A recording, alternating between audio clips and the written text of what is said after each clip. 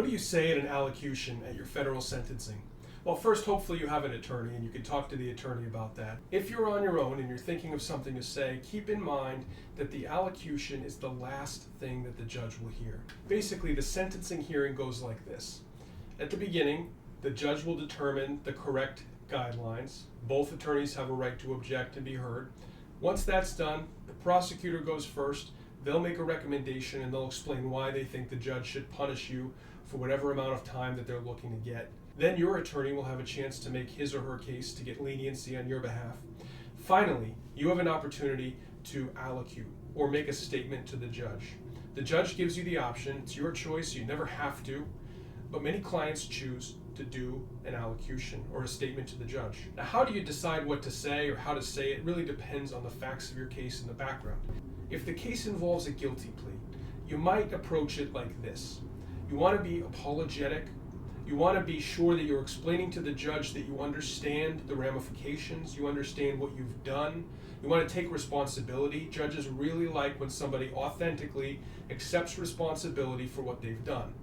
I've seen sentencings where a client or a defendant has mitigated what they've done or has said, oh, I made a mistake. Judges don't typically like that. They don't want to hear that you've made a mistake or that you did something but it's not a big deal and you've already learned your lesson.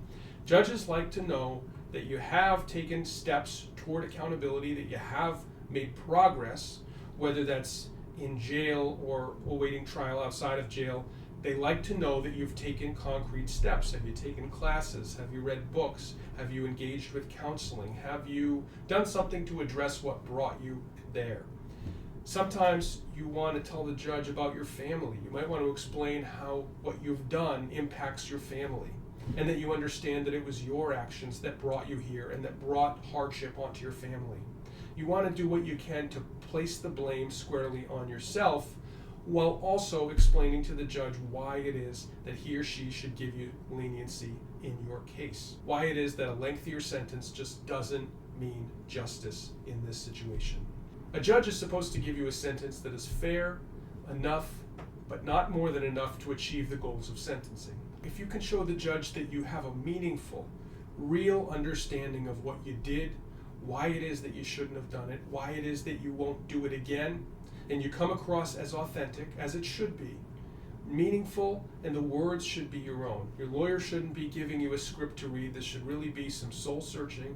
And if it's authentic and the judge gets it, it can have a major impact on your sentencing. I've seen it before, and I know that judges take those into account. If, on the other hand, you went to trial and you're maintaining your innocence, and maybe you really are innocent, then I think the track is different. Then you either don't make a statement or you don't admit guilt if you're hoping to overturn the conviction on appeal and you really didn't do something. Again, it comes down to the specifics of your case. I think your attorney should be the first person you talk to, and hopefully your attorney's giving you some guidance. But I always talk to my clients and tell them what it is I think they should say if we're approaching a federal sentencing. I usually advise clients, unless there's a real reason not to consider making a statement to the judge, because it's a personal statement. It's oftentimes the only real statement that a defendant can make to a federal judge in the whole case. So a judge might know a lot about the case from the allegations, they might hear from the lawyers, they might read pleadings that are filed, but it's often that the judge doesn't actually hear from the defendant, him or herself. And so this allocution is a time to try to humanize, in a better way than the lawyer can, try to humanize face to face, person to person, that you're a human being, that you're deserving of leniency, and that justice dictates that you get a fair sentence and not an overly harsh sentence. If you're comfortable doing it, if you can make a good statement to the judge that's meaningful, impactful, and from the heart, then I encourage most clients to make those statements.